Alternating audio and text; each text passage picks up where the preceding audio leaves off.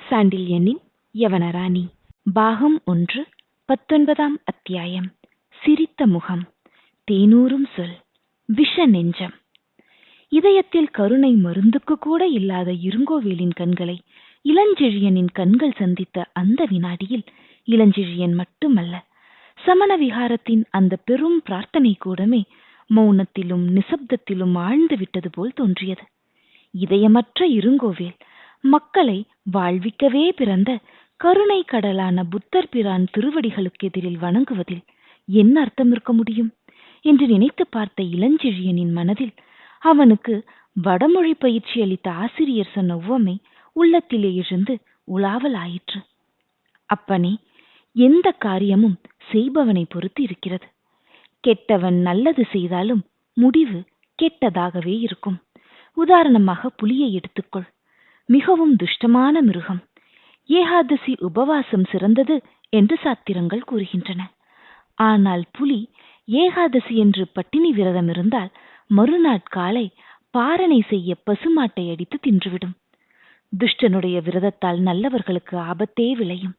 ஆகவே கெட்டவர்கள் நல்ல பணிகளில் ஈடுபடுவது ஒரு பேராபத்துக்குத்தான் என்று ஆசிரியர் பன்னாட்களுக்கு முன்பு கூறிய சொற்கள் அந்த சமயத்தில் அவனது மனதில் எழுந்து பெரிதாக ஒலிக்கவே செய்தன. இந்த வஞ்சகன் கருவூருக்கு எப்பொழுது வந்தான்? ஏன் வந்தான்? நான் வரும் விஷயம் இவனுக்கு எப்படி தெரியும்? இரும்பிடர் தலையார் இங்கு இருக்கும் செய்தி இவனுக்கு தெரிந்திருப்பதாகவே தோன்றுகிறது. அப்படியானால் அவர் என்ன ஆனார் என்ற கேள்விகள் எழுந்து மனத்தில் தாண்டவமாடவே சம்பாஷணையை இருங்கோவேலே துவங்கட்டும் என்று அவன் மீது தன் கண்களை ஓட்டினான்.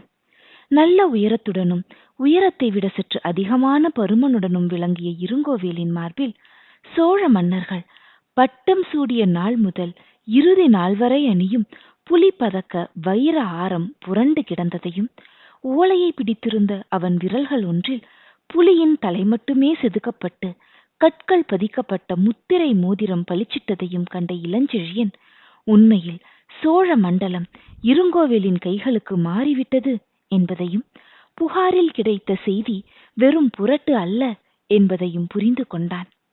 இருங்கோவேலின் பெரும் கண்களில் ஒன்று மட்டும் சற்று ஓரமாக ஒதுங்கி கிடந்ததால் கண்களின் பார்வையில் சற்று விகாரமும் வஞ்சகமும் துளிர்விட்டதன்றி, கண்களுக்கு மேல் நன்றாக வளையாமல் சற்று நேராகவே நீண்டு பொட்டின் பக்கம் சென்ற அடர்த்தியான கரிய புருவங்களில் ஓரிரு மயிர்கள் அதிகமாகவே வளர்ந்து கண்ணை இடறத் தொடங்கியதால் அவன் முகம் பார்ப்பதற்கு மிகவும் பயங்கரமாகவே இருந்தது. அந்த பயங்கரத்தை இன்னும் அதிகப்படுத்த மேலுதட்டில் எழுந்து கன்னத்தையும் கால்வாசி அடைத்து கொண்ட பெரும் மீசையும், தலையில் என்ன சீவினாலும் அடங்காத சுருண்டு பெருத்த மயிர்களும் பெரிதும் உதவின. இவற்றுள் 40 வயது தாண்டிவிட்டதன் விளைவாக முதலில் தெரிந்த 2-3 வரிக்கோடுகளும், அனாவசியமாக பருத்து கிடந்த கன்னங்களும் சோழ மண்டலத்தின் தற்காலிக மன்னனுடைய உணவில் மதுவும் ஊனும் மண்டி கிடந்தன என்பதை சந்தேகமற தெளிவுபடுத்தின. இத்தனையிலும் அவன் பெரு உதடுகளில் ஒரு உறுதி இருந்தது. அந்த உறுதியில் துஷ்டத்தனமும் கலந்திருந்ததால் அவன் உறுதி செல்லும் திக்கு மக்களுக்கோ மாநிலத்துக்கோ நட்பயன் தராத உறுதி என்பதும் நன்றாக புலனாயிற்று. இத்தனைக்கும் அவன் நீண்ட கரங்களில் இருந்த வடுக்கள் மட்டும் அவன் பெரும் வீரன் என்பதற்கு அத்தாட்சியாக விளங்கின. இத்தகைய ஓர் அபாயமான மனிதனிடம் சிக்கிக் கொண்டு விட்டோமே என்ற நினைப்பினாலும், எவனை ஒழித்து கட்ட பிரம்மானந்தர் ஓலை எழுதி கொடுத்தாரோ அவனிடமே ஓலையை கொடுத்து விட்டோமே என்ற மன சஞ்சலத்தாலும் சிறிது நேரம் மௌனமாகவே நின்ற இளஞ்செழியன் தன்னை இருங்கோவேல் கூர்ந்து நோக்கிய சில வினாடிகளுக்குள்ளாகவே என்ன செய்ய வேண்டும் என்பதை தீர்மானித்துக் கொண்டு சோழர் அரியாசனத்தில் அமர்ந்துவிட்ட அந்த வஞ்சகனுக்கு எதிரே சிரம் தாழ்த்தி மிக பணிவுடன் வணங்கினான். இளஞ்செழியனிடம் இத்தகைய பணிவை சற்றும் எதிர்பார்க்காத இருங்கோவேலின் மனதில் சந்தேகம் உதயமாகவே அவன் மறுபடியும் இளஞ்செழியன் கண்களை ஒருமுறை ஆராய முற்பட்டாலும் படைத்தலைவன் வணங்கி நின்றதால் அது முடியாமற் போகவே மெல்ல சம்பாஷணையை புகுத்தி விஷயத்தை கக்க வைக்கலாம் என்ற முடிவுடன் பேசத் தொடங்கி, படைத்தலைவருக்கு இது எதிர்பாரா சந்திப்பு என்று அரசாங்க ஆணையை வெளியிடுபவன் போல் நிதானமான குரலில் சொன்னான். இருங்கோவேலின் நிதானத்துக்கு சிறிதும் குறைவில்லாத நிதானத்துடனேயே வெளிவந்தது படைத்தலைவன் பதிலும். ஆம் அன்னவா, எதிர்பாராத சந்திப்புதான், ஆனால் மகிழ்ச்சியளிக்கும் சந்திப்பும் கூட என்றான் படைத்தலைவன். மன்னரா? யார் மன்னர்? ஏதும் புரியாதவன் போல் கேட்டான் இருங்கோவேல். விந்தையான கேள்விதான். ஆனால் இந்த கேள்விக்கு இடமில்லாமல் சோழ மண்டலத்துக்கு தாங்கள் பேருதவி செய்து விட்டதாக புகார் மக்கள் நினைக்கிறார்கள் என்று பதில் சொன்னான் படைத்தலைவன், குரலில் எத்தகைய உணர்ச்சியும் காட்டாமல். படைத்தலைவன் தன்னை நோக்கி நகைக்கிறானா, உண்மையாகத்தான் பேசுகிறானா என்பதை புரிந்து கொள்ள முடியாமல் திணறிய இருங்கோவேல் மேற்கொண்டு கேட்டான். அப்படியா நினைக்கிறார்கள் பூம்புகாரின் மக்கள் என்று? ஆம் அன்னவா, மன்னர் இளஞ்சேட் சென்னி தீ விபத்தில் மாண்டு விட்டதாக பேசிக் கொள்கிறார்கள் என்றான் இளஞ்செழியன். அப்படியானால் மன்னர் மகன் திருமாவளவன் என கேட்டான் இருங்கோவேல். எங்கோ மறைந்து விட்டாராம் என கூறினான் இளஞ்செழியன். உண்மை என்றான் இருங்கோவேல். மன்னர் இருக்கும்போதுதான் திருமாவளவன் சிறுபிள்ளைத்தனமாக இருந்தார். இறந்த பின்னும் பழையபடியே பொறுப்பில்லாமல் போகும் இடத்தையும் தெரிவிக்காமல் போய்விட்டது பற்றி மக்கள் கொதிப்படைந்திருக்கிறார்கள் என்றான் இளஞ்செழியன். இந்த பதில் இருங்கோவேலுக்கு அதிக சந்தேகத்தை விளைவிக்கவே சற்று தூரத்தே நின்ற சமணத்துறவியை ஒருமுறை நோக்கினான். அந்த பார்வையின் பொருளை புரிந்து கொண்ட படைத்தலைவன், நான் சொல்வதில் மன்னர் பிரானுக்கு நம்பிக்கை இல்லை போல் தோன்றுகிறது, அனுமதி கொடுத்தால் விளக்குகிறேன் என்று மிக பணிவுடன் கூறினான். சரி சொல் என்பதற்கு அறிகுறியாக அரச தோரணையில் இடது கையை இருங்கோவேலாட்டவே பேச்சை தொடர்ந்த இளஞ்செழியன், திருமாவளவனுக்கு இப்பொழுது வயது சுமார் 20 இருக்கும் என்று தமிழ்நாடு அறிந்த உண்மையை புதுமை போல் சொன்னான். ஆம் என்பதற்கு அறிகுறியாக தலையை அசைத்தான் இருங்கோவேல். மிக சிறு பிராயத்திலிருந்தே துடுக்கானவர் என்றான் இளஞ்செழியன். அது மக்கள் அறிந்தது என்றான் இருங்கோவேல். மக்கள் அதை மட்டும் அறியவில்லை பிரபு என்றான் இளஞ்செழியன். பிறகு என கேட்டான் இருங்கோவேல். 10வது வயதிலேயே மன்னருக்கு தெரியாமல் யவனர் கப்பலில் கொட்கைக்கு ஓடிப்போனவர் என்றான் இளஞ்செழியன். ஆமாம் என்றான் இருங்கோவேல். மறுபடியும் அடிக்கடி புகாருக்கு ஓடிப்போய் விடுவதும், யவனகுமாரர்களோடு கடலாடுவதும், குருவால் பயிற்சியில் ஈடுபடுவதும், நாள் கணக்கில் அரண்மனையில் தலை காட்டாமல் இருப்பதும் ஊர் அறிந்தது என்றான் இளஞ்செழியன். சந்தேகமில்லை என்றான் இருங்கோவேல். அப்பேற்பட்டவர் இப்பொழுதும் ஓடிப்போய் விட்டதைக் கண்டு மக்கள் கொதித்திருக்கிறார்கள் என்றான் இளஞ்செழியன். திருமாவளவன் ஓடிப்போய் விட்டதாக பேச்சில்லையே, நான் சிறைப்படுத்தி வைத்திருப்பதாக அல்லவா வதந்தி என்று இடையிலே ஓர் அஸ்திரத்தை வீசி இருங்கோவேல் அந்த சொல்லம்புக்கு படைத்தலைவனிடமிருந்து என்ன பதில் வருகிறது என்று பார்த்தான். படைத்தலைவன் சிறிதும் தயக்கமில்லாமலே பதில் சொன்னான். புகாரில் அத்தகைய வதந்தி இல்லை, நேர்மாறான வதந்தியே இருக்கிறது.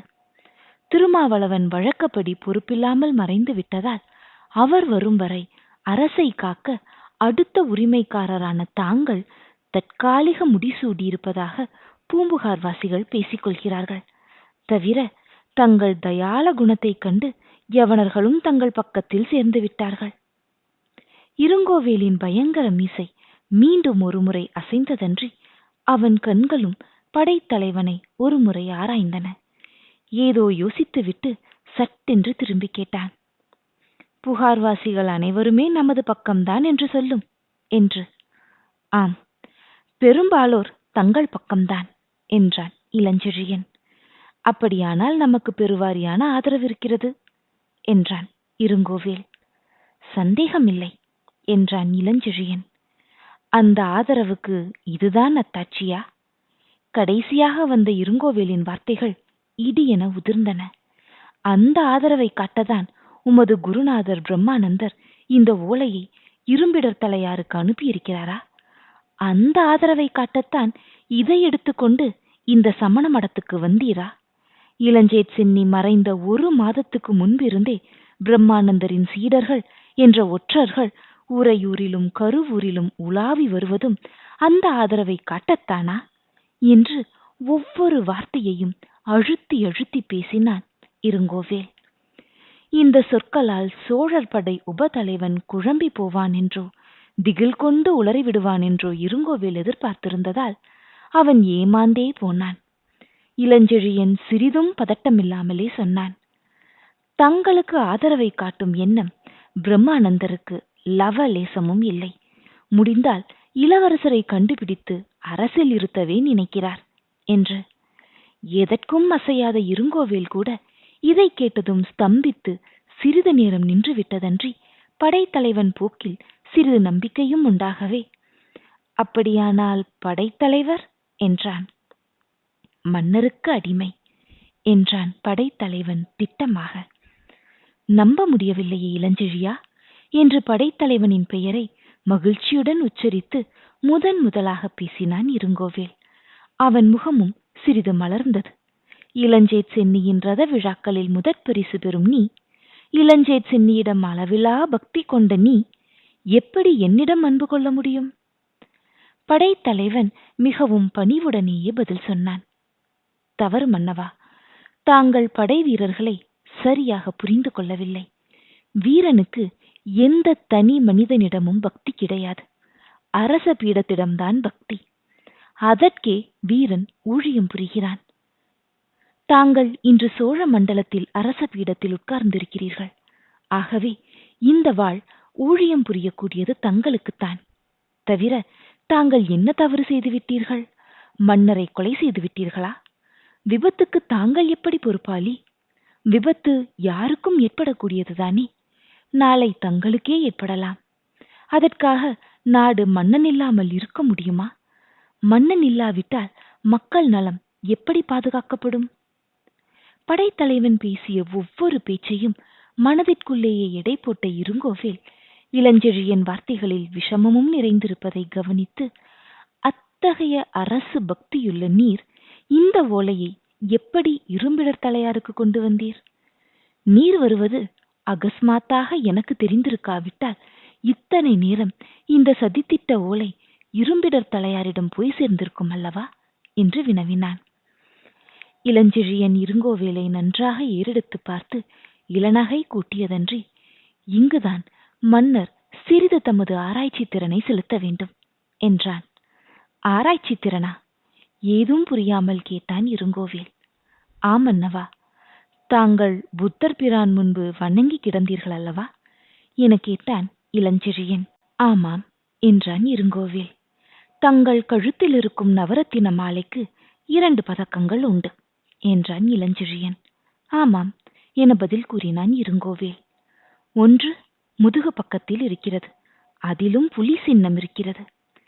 படைத்தலைவன் என்ன சொல்ல முயல்கிறான் என்பதை புரிந்து கொண்ட இருங்கோவேல், அந்த பதக்கத்தை முதலிலேயே பார்த்துவிட்டதாக சொல்கிறீர் என்றான். அரசர் ஆரத்துக்கு 2 பதக்கம் உண்டு என்பது நாடறிந்த விஷயம். தாங்கள் அரச பீடத்தை ஏற்றதும் நாடறிந்த விஷயம். அப்படி இருக்க தங்களை கண்டதும் இந்த ஓலையை தங்களிடம் நான் கொடுக்க வேண்டிய அவசியமில்லை. தவிர தாங்கள் இங்கு தனியாகவே இருக்கிறீர்கள். என்னிடம் வாளும் இருக்கிறது. நான் அரச பீடத்துக்கு துரோகியாயிருந்தால், இரும்பிடர் தலையாருடனும் பிரம்மானந்தருடனும் சதியில் இறங்குவதாயிருந்தால் நடந்து கொண்டிருக்கக்கூடிய முறையே வேறு என்று பக்குவமாக விளக்கினான் இளஞ்செழியன். உண்மையில் இளஞ்செழியன் ஆரம்பத்தில் அந்த புலிப்பதக்கத்தை பார்க்கவில்லை என்பதையும் பின்னால் தான் சமாளித்துக் கொண்டான் என்பதையும் இருங்கோவேல் எப்படி உணருவான்? ஆகவே அந்த வஞ்சகன் உள்ளத்திலும் மெல்ல மெல்ல நம்பிக்கை உதயமாகவே அவன் கேட்டான். எனக்கு பதில் இங்கு நீர் எதிர்பார்த்த இரும்பிடர் தலையார் இருந்திருந்தால் என்ன செய்திருப்பீர்? அதற்கும் திட்டமில்லாமலா வருவேன்? அவரிடம் ஓலையை கொடுத்து பிரம்மானந்தர் அழைத்து வர சொன்னதாக கூறி பூம்புகார் அழைத்து செல்வேன் என்றான் இளஞ்செழியன். அவர் வர மறுத்தால் என கேட்டான் இருங்கோவேல். அரசர் பெயரால் சிறை செய்வேன் என்றான் இளஞ்செழியன். அதற்கு உமக்கு அதிகாரம் என கேட்டான் இருங்கோவேல். இதோ என்று கூறிய இளஞ்செழியன் சற்று பின்னடைந்து அதுவரை தன் பின்னால் மறைவில் இருந்த ராணியின் மீது விளக்கின் வெளிச்சம் பூரணமாக விழும்படி செய்தான். புத்த பகவான் பீடத்தில் இருந்த 2 குத்து விளக்குகளின் பொன்னிற பிரகாசம் ராணியின் முகத்தில் நன்றாக விழவே அவள் நீலமணி கண்கள் நீலமும் தங்கமும் கலந்த கோமேதக விழிகள் என ஒளிவிட்டன. இளஞ்செழியன் பார்வையில் தெரிந்த ஆணையை கவனித்தும் அவள் மன்னனுக்கு சிரம் தாழ்த்தாமல் சாம்ராஜ்ய ராணியைப் போல் மிக கம்பீரமாகவே நின்றாள். தந்த சிலை போல் நின்ற யவனராணியை கண்ட இருங்கோவேல் பிரமிப்படைந்து அவள் மீது வைத்த கண்ணை வாங்காமல் பார்த்து கொண்டு நின்றான். அந்த அற்புத கிரேக்க சிலை திடீரென கண்முன் எழுந்ததால் திகைத்து போன இருங்கோவேலின் உதடுகளிலிருந்து சொற்கள் பிரமிப்பு தட்டியே எழுந்தன. யார் இவள்? புகாரின் சம்பவங்கள் அத்தனை துரிதமாக கருவூரை வந்தடைய முடியாது என்பதை நன்றாக அறிந்திருந்த இளஞ்செழியன் சற்றும் தடுமாற்றமில்லாமல் பதில் சொன்னான். புகாரின் ராணி என்று. புகாரின் ராணியா? வியப்புடன் கேட்டான் இருங்கோவேல். ஆம் மன்னவா என கூறினான் இளஞ்செழியன். அப்படியொரு ராணி இருப்பதாக எனக்கு தெரியாதே என கேட்டான் இருங்கோவேல். தெரிய காரணமில்லை. இவள் புகாரில் புரண்டு 1 வாரமே ஆகிறது என்றான் இளஞ்செழியன். புகாரில் புரண்டா என கேட்டான் இருங்கோவேல். ஆம் மன்னவா, இவள் யவன அரசகுமாரி. தனது கடற்படை தலைவன் டைபீரியசுடன் தமிழ்நாடு வந்தாள். இடையே கடற்கொள்ளைக்காரர்களால் மரக்கலம் தீக்கிரையாகவே உடைந்த மரப்பலகையை பிடித்து தப்பி புகார் கடற்கரையில் புரண்டு கிடந்தாள். இந்த விளக்கத்தை கேட்ட இருங்கோவேலின் விழிகளில் ஆச்சரியம் மேலும் மேலும் விரிந்தது. சந்தர்ப்பத்தை விடாமல் ராணியின் கையில் இருந்த அன்னப்பறவை ஆபரணத்தை சுட்டிக்காட்டிய இளஞ்செழியன், இது யவன அரச குடும்ப சின்னம். நம்மை விட நம்மூர் துறவிகளுக்கு இதை பற்றி தெளிவாக தெரியும் என்று கூறி சமண மட தலைவரை நோக்கி, சுவாமி, இதை பாருங்கள் என்றான். அவன் அதை பற்றி பிரஸ்தாபிக்கும் முன்பாக அதை கண்டுவிட்ட துறவி, மன்னவா, சந்தேகம் வேண்டாம், அது யவன அரச குடும்ப சின்னம்தான் என்று வலியுறுத்தினார். அந்த வலியுறுத்தலை தொடர்ந்து இளஞ்செழியனும், தாங்கள் அனுப்பிய சாசனப்படி இவள் புகாரின் ராணி, யவனர்கள் தலைவி என்றான். ஓலையை நான் கோட்டை தலைவனுக்கல்லவா அனுப்பினேன் என்று வினவினான் இருங்கோவேல். ஆமன்னவா, ஆனால் யவன அரச பரம்பரையினர் முன்பாக வேறு யாரும் தலைமை பதவி ஏற்க முடியாது. இது யவனர் எடுத்துக்கொள்ளும் பிரமாணம் என்றான் இளஞ்செழியன். இருங்கோவேலின் கண்கள் ராணியின் அழகை மீண்டும் பருகின. அந்த மயக்கத்தினாலும் இளஞ்செழியன் கோவையாக சொன்ன கதையாலும் அனைத்தையும் நம்பிய வஞ்சகனான இருங்கோவேல், படைத்தலைவரே, இத்தகைய அழகிய சான்றுடன் வந்திருக்கும் நீர் சொல்லும் அனைத்தையும் நான் எப்படி நம்பாமல் இருக்க முடியும்? உம்மை நம்புகிறேன். உம்மிடம் நம்பிக்கை இல்லாததாலும் உமது வானகரை தளத்தினிடம் உள்ள பயத்தினாலுமே யவனர்களுக்கு புகாரை அளித்தேன். அதற்கு இத்தகைய அழகி தலைவியாக வருவாள் என்பது எனக்கு தெரியாது. பூவழகியை விடுவித்து கொண்டு வர நான் அனுப்பிய வீரர்கள் சொன்னார்கள். நீர் அவளை விடுவிக்காமல் ஒரு யவன பெண்ணை தூக்கி சென்று விட்டதாக. முதலில் நம்பவில்லை, இப்பொழுது நம்புகிறேன். இந்த தந்த சிலைக்கு முன் பூவழகி எம்மாத்திரம் என்று கூறிவிட்டு, படைத்தலைவரே, இன்று இந்த மடத்திலேயே தங்கும், நாளை நாம் உறையூருக்கு பயணமாவோம் என்று சொல்லிக்கொண்டு மடத்திலிருந்து கிளம்ப முற்பட்டான். போகும் முன்பு சமணத்துறவியை நோக்கி, அடிகளே, சோழ மண்டலத்தின் பிரதான படைத்தலைவர் தங்க மடத்தில் சரியான வசதிகள் செய்து கொடும். அதோ அந்த அறையில் மறைந்திருக்கும் வீரர்களை அழையும். அவர்கள் இனி மறைந்திருக்க அவசியமில்லை. படைத்தலைவருக்கு பணிபுரிய உதவுவார்கள் என்று இருங்கோவேல் உத்தரவிட்டதும் பக்கத்து அறையிலிருந்து வாளேந்திய வீரர் பலர் பிரார்த்தனை மண்டபத்தில் நுழைந்தனர். இவர் நமது படைத்தலைவர், ஜாக்கிரதையாக கவனித்துக் கொள்ளுங்கள் என்று அவர்களுக்கும் ஆணையிட்டு, படைத்தலைவரே, நீர் இங்கு தங்கலாம். ஆனால் இந்த ராணி வேண்டுமானால் என்னுடன் வரட்டும், அரச மாளிகையில் இருக்க வேண்டியவள் என்று இளஞ்செழியனிடம் தன் எண்ணத்தை குறிப்பால் உணர்த்தினான். மிக்க நன்றி மன்னவா, ராணி என்னுடனேயே இருப்பவள், என்னால் தான் காப்பாற்றப்பட்டவள், இனியும் காப்பாற்றப்படுவாள் என்று வார்த்தைகளை சற்று வலுவாக கூறவே இருங்கோவேல் ராணியை பார்த்து காமமும் வஞ்சகமும் கலந்த சிரிப்பை உதிர்த்துவிட்டு வெளியே நடந்தான். இருங்கோவேலின் உத்தரவுப்படி ராணிக்கும் இளஞ்செழியனுக்கும் தனி அறை ஒழித்து விடப்பட்டு நல்ல பஞ்சனைகளும் அளிக்கப்பட்டன. நீராட்டத்தை முடித்துக்கொண்டு உணவருந்தியதும் தனியறையில் விடப்பட்ட ராணியும் இளஞ்செழியனும் ஒருவரையொருவர் மௌனமாகவே பார்த்து கொண்டனர். சிறிது நேரம் கழித்து ராணி கதவுக்கு வெளியே எட்டி பார்த்தாள். பிறகு சாளரத்தின் மூலம் சமண விகாரத்தின் நந்தவனத்தை எட்டி பார்த்தாள். கடைசியாக இளஞ்செழியன் அருகில் வந்து, சுற்றிலும் காவல் இருக்கிறது என்றாள். தெரியும் என்றான் இளஞ்செழியன். உங்களை முழுதும் அவன் நம்பவில்லை என்றாள் ராணி. அதுவும் தெரியும் என்றான் இளஞ்செழியன். வஞ்சகன் என்றாள் ராணி. சிரித்த முகம், தேனூரும் சொல், விஷ நெஞ்சம் என்றான் இளஞ்செழியன். 3 குணங்கள் என்றாள் ராணி. அயோக்கியனுக்கு அடையாளம், எங்கள் ஆசிரியர் சொல்லுவார் என்றான் இளஞ்செழியன். இது என கேட்டாள் ராணி. வடமொழி வாசகம். இங்கு மொழிகள் பல உண்டு, சாதிகள் பல உண்டு. எங்கள் நாட்டில் வண்ணங்கள் பல உண்டு. ராணி, இந்த நாடு பல ரத்தினங்கள் கொண்ட பேராபரணம் என்றான் இளஞ்செழியன். ராணி அவனை பெருமையுடன் பார்த்தாள். பிறகு கேட்டாள், இனி என்ன செய்வதாக உத்தேசம் என்று. நள்ளிரவு வரை பொறு, சொல்கிறேன் என்றான் படைத்தலைவன். அவன் பொறுக்க சொன்ன நள்ளிரவும் வந்தது. புத்த விஹாரத்தில் நிசப்தம் நிறைந்து கிடந்தது. இளஞ்செழியன் ஒரு மஞ்சத்திலும் ராணி ஒரு மஞ்சத்திலும் படுத்து கிடந்தார்கள். இருவரும் பற்பல யோசனைகளால் நித்திரையின்றியே கிடந்தார்கள். படைத்தலைவன் எப்பொழுது திட்டத்தை விவரிப்பான் என்று ராணி ஏங்கி கிடந்த சமயத்தில் சாளரத்தருகே தட் என்ற சத்தம் மெல்ல கேட்டது. அந்த சத்தம் சற்று நேரத்துக்கு பின்பு மீண்டும் இருமுறை கேட்டது. அடுத்த வினாடி ஒரு கை மட்டும் கீழே இருந்து எழுந்து சாளரத்தை தாவி பிடித்தது.